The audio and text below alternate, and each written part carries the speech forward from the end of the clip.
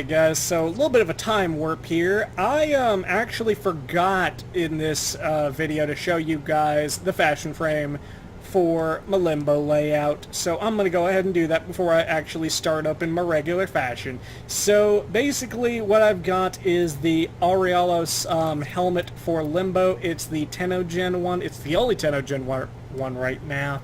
And it is just a awesome looking one. It's a Plague Doctor themed helmet. I would recommend it to anyone who is a fan of Limbo to go ahead and get this. It's just such a cool looking helmet for him. Let's see. Next, I have for attachments, I have the complete Targus set on him. Targus looks good with anything, and for those of you who are wondering how to get the Targus Prime set, just wait for a Prime Unvaulting that has Mag Prime in it. It's usually included with Mag Prime, so that is how you would more than likely get your hands on that now. And for the Syandana, this is actually a little bit different. The Deru Syandana from 10 Gen. This actually goes with a lot of different Warframes too, I feel, because it has the nice metallic designs here that kind of jut out and everything like that, and the actual coloring matches up pretty well with anything else you can kind of put on it. And plus the little energy ribbons right here that kind of come off of it are pretty cool, and they go with a lot of different theming. So that is the theming that I have and the fashion frame that I have for Limbo. And now let's get to the actual video. Hello there everybody, welcome to another episode of Warframe What's My Loadout. We are getting down to the end, and as I said before, even though I am actually getting down to basically the very bottom of my list, there will be more layouts to come in the future. I still got a bunch of them stored up here in the old noggin, so I do have some more left, and once again be looking forward to one about Hydroid in particular whenever his Prime drops, because Hydroid's my main, and that's the whole reason I wanted to do this, because I wanted this to lead up until then, and it'll probably continue a little bit after that too. But for today we have a Warframe that is probably the most polarizing Warframe in the entire game. Either you really like him, or you really hate him, or you just do not deal with him at all. And that Warframe is Limbo. Limbo is a very odd frame indeed. Space Mom, I'm trying to talk to the people. But Limbo's a very odd frame, being able to travel in and out of basically the dimension that we play in, and then the void. And sometimes it gets a little confusing as to like which dimension certain people are in and how to use his powers effectively. But I'm going to do my best to show you at least my build for him. I would go into details about how his powers work, but I assume that if you're interested enough in Limbo, you pretty much know kind of what to expect, and it's kind of hard to explain, so I'm going to really be going over a lot of the weapons that I actually use for him. But as always, I'll go ahead and I'll actually show you what mods I actually use for him. Let's see, I actually have 2 of his augments on. A little odd, I know, but if you have an opinion about that, let me know, and let me know which one you think I should actually keep and which one you think I should let go. But I have the Cataclysmic sorry guys, Cataclysmic Continuum augment, and it makes it so the duration of the number 4 ability will actually increase by 1 second for each enemy killed, which is pretty good if you have the proper weapons. And oh boy, do I have some weapons for this layout. Let's see, the next is Rift Torrent, and it deals a extra 30% damage for each enemy affected by the Rift Surge while in the Rift, which is a pretty solid augment. You just have to remember to actually have your number 3 ability actually going as you're using Cataclysm.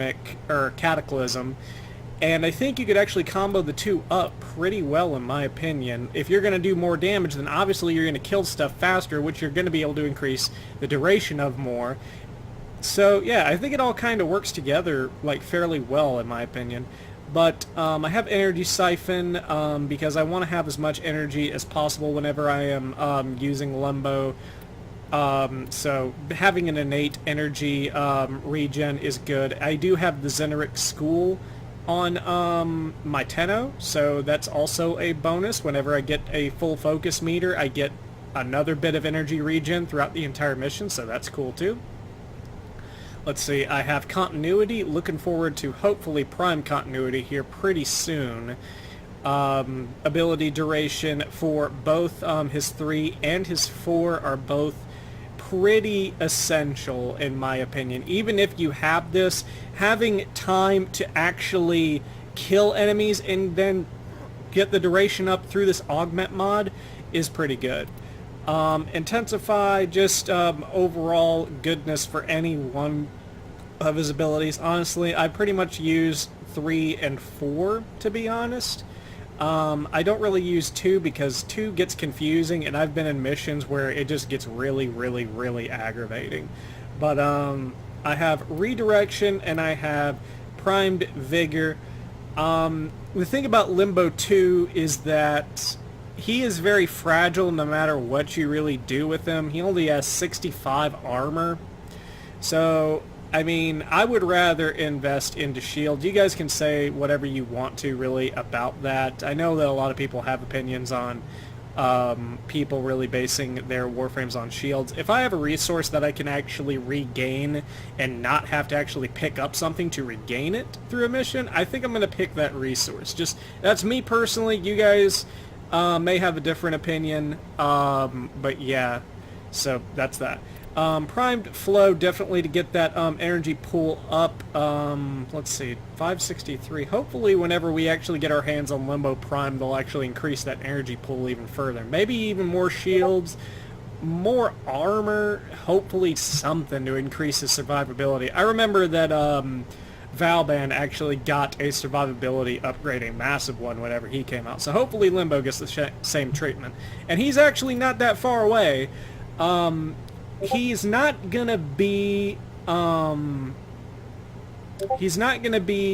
in the next 2 primes, but he is gonna be in the next 2 primes after that, because we're doing 2 females coming up, and then we're gonna be doing 2 males. Limbo is gonna be, I think, the first of those 2 males. So look forward to that in about it sounds so bad, it was like about 9 months away, but hey, I mean, like, we're gonna have stuff to do, probably with Plains of Eidolon, and then Stretch. So, yeah, rambling time, yeah. But, I actually wanted to equip this weapon. I had another weapon, the Zenith, equipped, but I really wanted to show you guys this one. This one is the Phage, and I actually mentioned it in the previous video. The Phage is probably my my favorite infested weapon in the game, and it's a weapon that a lot of people actually forget about. And it's a laser-based infested shotgun, and it functions pretty uniquely, and I'll show you that whenever we actually get into it. But as far as actual modding it, operator, please return covered in blood. That's right, Ordis. You better tell me that I have good shit on, even though I don't. But the thing is that I'm gonna have to definitely get some more out of this. But here's what I have so far. I have Charged Shell for my base element damage. And here's the thing, is that the base damage for this is actually toxic. So toxic is your base damage for this. It is a full elemental shotgun. So yeah, there's that. So I have that to give me the radiation. I put on Blaze to give me an extra 60% overall damage and then 60% heat damage. So we got radiation right here. Let's see, Prime Point Blank, Sinister Reach, because I really want to be able to actually reach everything that's inside of the Cataclysm while I'm using it, and the Sinister Reach actually gives me just enough to where I can actually reach everything that's inside the Cataclysm. Hell's Chamber, multi-shot, pretty self-explanatory. You want that multi-shot on there to get as much damage as you can possibly get. Toxic Barrage, just to get some extra damage. I don't think you can actually get a decent status per second without a Riven, so unless you have a Riven, I would pretty much recommend actually going for a full-on 90 90 elemental mod damage build for this. And like I said, Blaze is there because like 60% actual damage and 60% heat, so that I think is better. And then of course Combustion Beam, something that so many people forget about. Because it's a laser weapon, enemies killed that explode deal 600 plus damage shortly after death, which is good because, especially in the Cataclysm, because that just spreads around to people, and you can kill those other people that the explosions damage faster, enabling you to actually have the Cataclysm up longer. Everything just kind of flows pretty well for this weapon. But as far as the other weapons, I'm not sure how many people actually have gotten to these weapons, but I'm giving you guys a little bit of a preview of these. First of all, the Azima. The Azima is actually the first daily login bonus weapon that you will actually receive. There are 3 in total, and this is the secondary weapon. So the way I have modded for this, and actually it's not too bad, not too bad. I have, let's see, all 3 of the dual stat elemental mods, and I actually get to a 68.8% status chance, which I think is good enough to actually keep these particular mods on there. Especially whenever you actually see what secondary fire does, and I'll get into more detail whenever I actually get into the video. Then you have Hornet Strike, Barrel Diffusion, Lethal Torrent, and you still have room for 1 more mod. I just didn't really have enough capacity to support it, but I think I'm actually going to turn this into a Y polarity and probably put in Hornet Strike, so then I can have about 8 more capacity, which I'll still probably have to format it again. So this is kind of what you can get with no forma, but of course putting on a potato. So just in case you guys are curious about that. But the second weapon that you can actually get from your daily login is this big motherfucker, the Zenistar. The Zenistar is a pretty interesting weapon. It has a mechanic that is very similar to the Azima, as you will see. And, ooh, dang, I actually forgot that I set it up that way.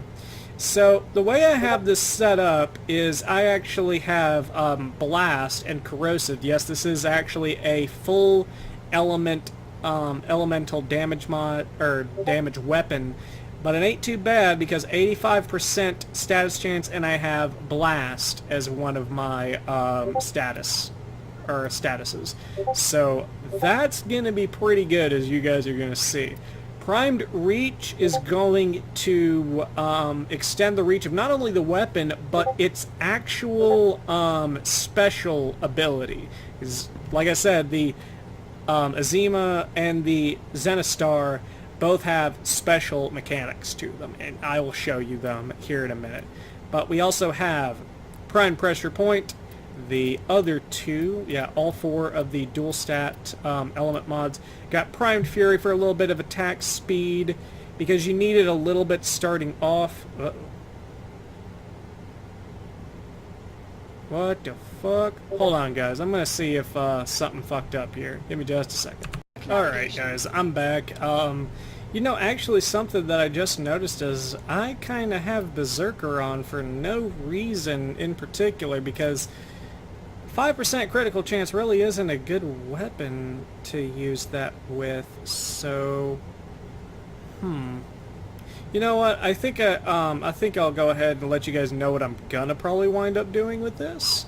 What I'm probably actually gonna wind up doing is I'm gonna format this so that I can actually probably fit in Primed Reach and Primed Fury into slots, and I'm probably going to take Berserk off, and what I'll do is I'll actually put on Condition Overload. So just to give you guys an idea, 85% is definitely more than enough to actually take advantage of this mod, which if you don't know, is plus 60% damage for each status type afflicting the target. And the cool thing about that is that it doesn't necessarily have to be from this weapon. If you can get a status proc from another source, or if one of your teammates has afflicted them with a status, it is a good mod to use. In fact, the argument could also be said, if you know your squad well enough, you don't even have to actually mod for status for the melee weapon. If you have a good secondary, or maybe a good primary, or maybe one of your Warframe's core abilities actually guarantees a status proc, it's overall a good mod. But that's it as far as specifics for the build that I have, if you can really call it that. More of a train wreck, if you will. I mean, he gets by, though, to be honest. I mean, there's not a build that I have that just ends in catastrophe or anything like that, in my opinion. But I think I'm actually going to go for a bit of a different Void mission. I'm going to go for a medium... Jesus, the Kuba Fortress is right by the Void. That's weird. Let's see. I'm going to go for a kind of defense mission. Let's see. Where's a good one? Where is a good one? Jesus. Like, really? What the hell? Is this a good one? No? Oh, okay, yeah. I don't know why it took me so long to find that. Well. Alright, so let's get on with this. Let's see how well I can actually defend solo as Limbo. Our position has been compromised. Defend the cargo until... And that's another thing to let you guys in on. You don't have a role as Limbo. You have something that is arguably better, but at the same time I could see how it would actually aggravate people. Your role is actually placed with the ability to shift into the void. And whenever you roll, you actually leave a little portal behind. And your allies can actually walk into it and transport themselves into the void. Now, the thing about the void that you guys probably want to know, I know that I said that I wouldn't really explain the powers, but I'll kind of do a little bit of explaining. You can only be hit by other enemies that are in the void. So, if you actually need to survive something, Limbo's not too bad if you can just kind of keep track. And here's the thing. I haven't come out of the void yet, so I think you can stay in there for as long as you want, and then roll back out. But whenever you roll in is whenever you actually generate the portal that somebody else can actually follow you behind. So let's actually get the show on the road, see what I can do as Limbo. It's been a little bit. Oh shit, I just remembered I'm actually going to have to go over the fashion frame a little bit, actually, whenever I get out of here. But, you know what? I think I can actually kind of do that now. Ooh, this is a... Alright, so this is why I like the Phage, is because of these freaking multiple lasers that are just so fun. Let's go ahead and get that Rift Surge up off the ground. Go ahead and increase my damage. Yeah, fuck you. Alright, there we go. Come on. There we go. And that's the one thing that I kind of don't like about the Void, and I think people that use Frost a lot can actually kind of relate to this, is that, like, if you're trying to fire from the outside, or from the from the outside of a snow globe going in, you can't do it. But if you fire from the inside of the Cataclysm and you try to fire out, it doesn't work because, like I said, you're in a different dimension. So it would make sense that your projectiles couldn't really reach anybody outside because you're in a different plane of existence. But that's kind of why this is actually why I really like the Phage, is because, like, you can use both, like, actual, like, aiming down the crosshairs and non-aiming down the crosshairs effectively with this. And it just, like, if you mod this thing up pretty well, it can kill people, like, very, very, very quickly. It's a solid weapon all around. I would recommend it to anybody who's looking for just a different weapon to use. But yeah, I really enjoy it. I'm glad that I put this back on Limbo. I think I am actually going to keep this for Limbo personally. Because it was one of the reasons that I actually like to use in Limbo. But I'm going to show you guys a little bit of the Azima and why I actually like it and why you guys might like it too. Because the Azima has, through standard fire, it's pretty simple. Pretty simple little submachine gun, not too bad on damage.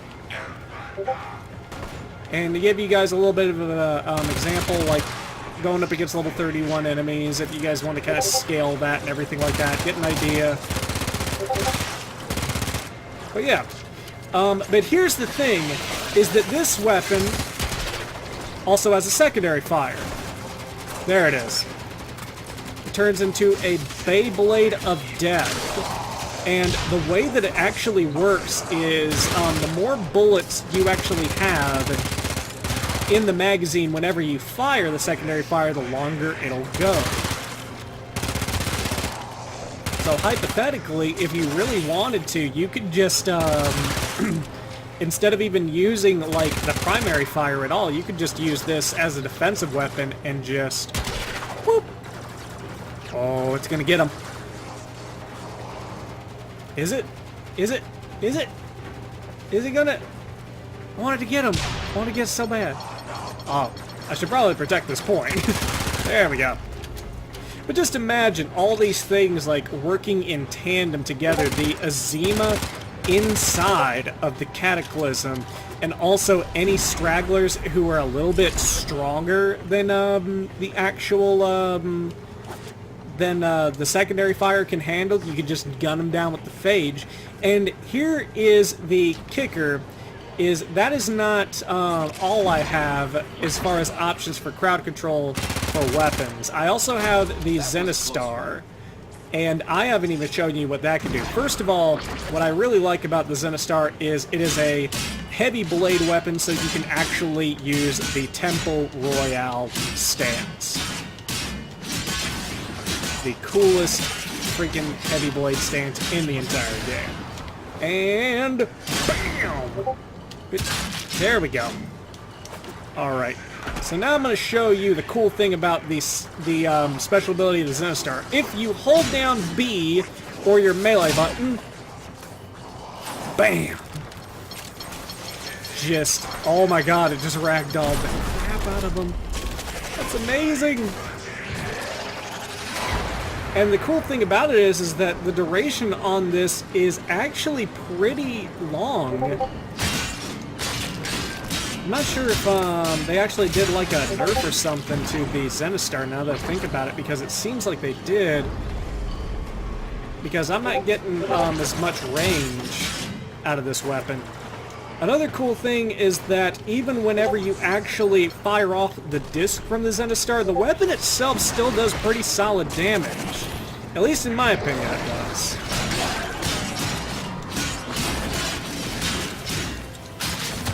Oh yeah, that's actually something else that I totally forgot about. In the Cataclysm, you actually move it faster.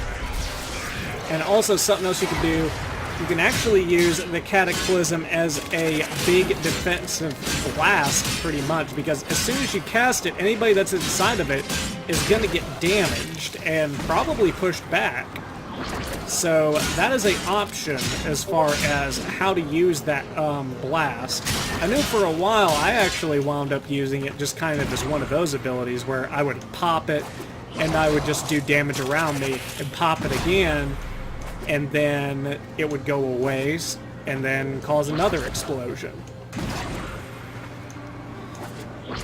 Yeah, like I said, Limbo is not for everyone. Like, if you are very, very creative in how to use, like, phasing in and out of the void, then definitely try out Limbo if that kind of thing is interesting to you.